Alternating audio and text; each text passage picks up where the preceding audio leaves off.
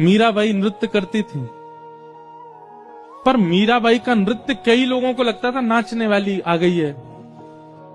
कई लोग इस बात से नाराज भी रहते थे, ये नाचती हैं जहां जाए, जहां पहुंच जाए वहीं नाचती, पर जहां जाए वहीं नाचती नहीं थी मीराबाई।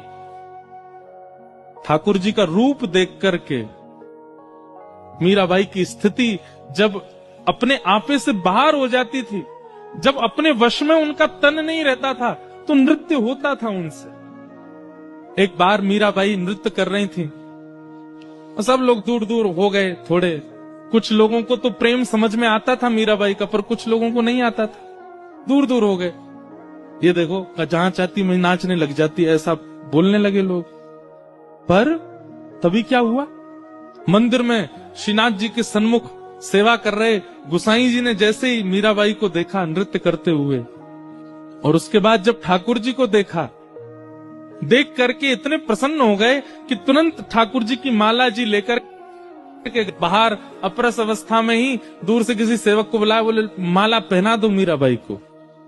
ठाकुर जी की गले की माला उतार के पहना दी मीराबाई को। अब ये दृश्य देख करके वहां खड़े लोग सब सोचने लगे, इतने बड़े बड़े महर्षि आते हैं, इतने बड़े बड़े जापक आते हैं, इतने बड़े बड़े भक्त आते हैं, उनको तो माला पहनाते नहीं, ये नाचने वाली आ गई, उसको देखो कैसे माला पहना दिया।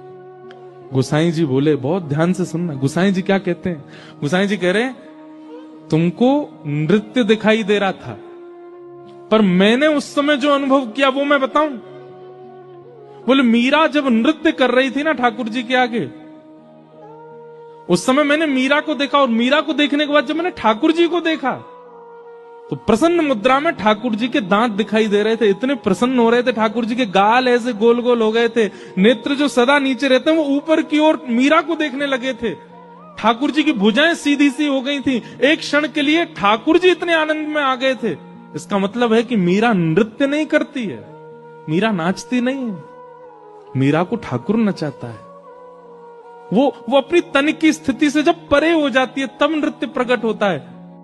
और भैया दुनिया का नृत्य तो जनों को प्रसन्न करता होगा, पर जिसका नृत्य ठाकुर को प्रसन्न करे उसको तो ठाकुर जी की माला क्या ठाकुर जी को ही प्रदान कर देना चाहिए।